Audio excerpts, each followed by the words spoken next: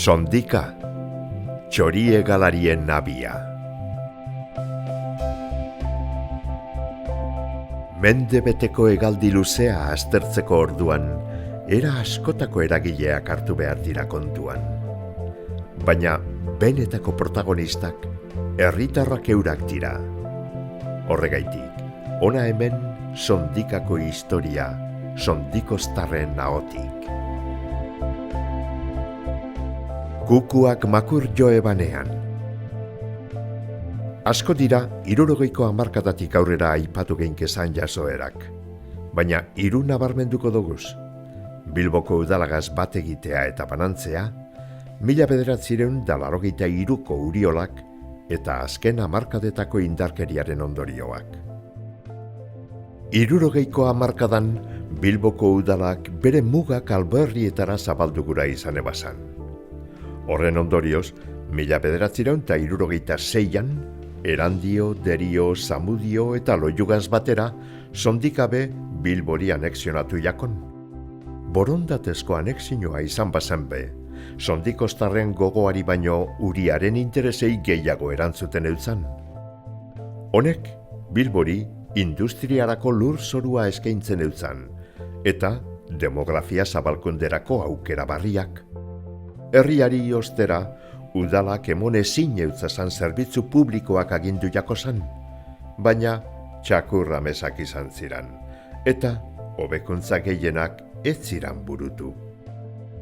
Horregaitik, prozesu luze eta nekoso baten ostean, 1982ko abenduaren 31an lortu eban Bilbotik behin betiko banatzea eta barriro udalerri izatea.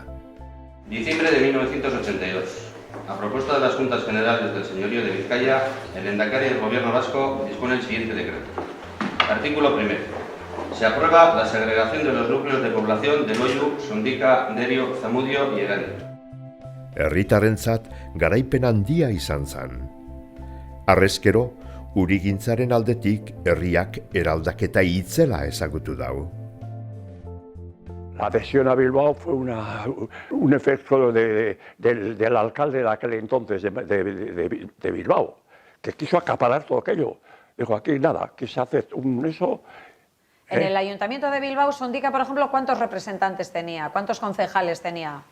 De Sondika, no, yo solo. Uno solo. Además, alkaterik pesan egon, orduan hasi garen komisinu bat egon zan. Zentea zer, horren kontra egon zan, ez da? Bilboke...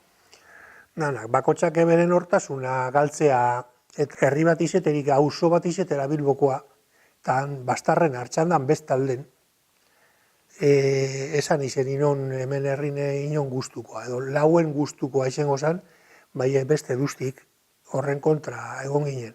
Cuando había que repartir el dinero, los dineros, nos metían como bilbaínos más.